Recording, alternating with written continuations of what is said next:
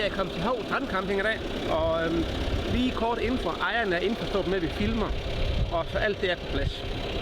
I dag skal vi knuse lidt brumbær lige ud til vandet. Vi får nok ikke nogen bedre udsigt end det, vi har i dag.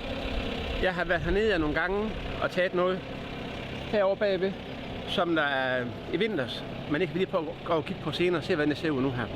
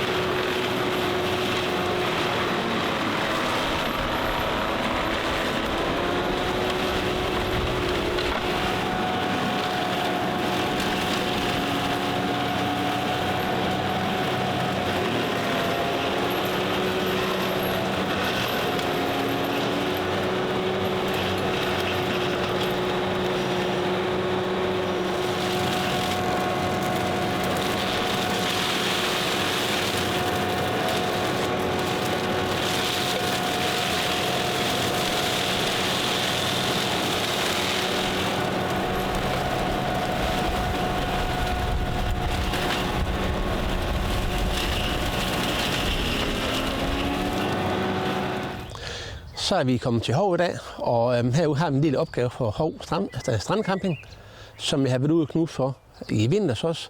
Og han havde lige et lille tillægsstykke, han gerne vil knuse med, da det er bedre vejr. Og det er så et stykke, vi har heromme bagved. Kan vi komme og kigge på det? Ja.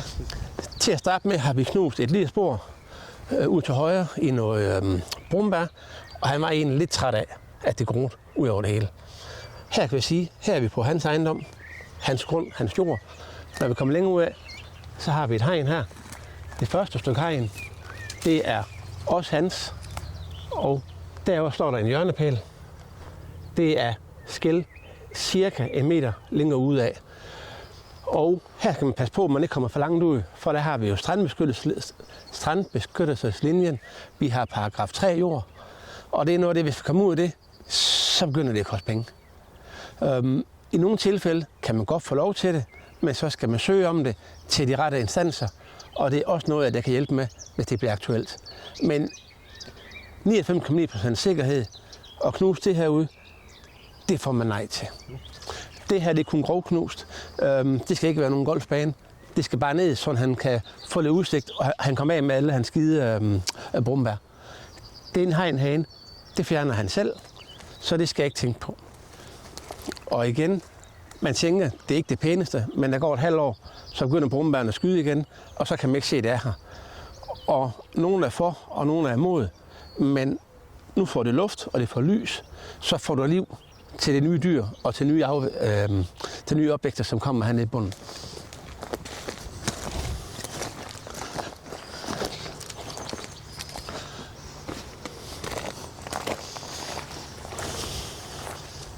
Det vi har ind til højre her, det er Rosa legusa, eller også kaldet rynkerose. Det herinde, det er ikke kundens ejendom. Han har cirka hertil. Men officielt så skal alt hvad der hedder rynkerose og hyben, skal knuses ned, fordi det er en invasiv art. Så man skal påbegynde en bekæmpelse af det, ifølge Naturstyrelsen. Men der er bare ikke ret mange, som gør det, fordi at der er folk, der ikke klar over det. Og det er en lang proces at komme i bund med hyben og rynkerose.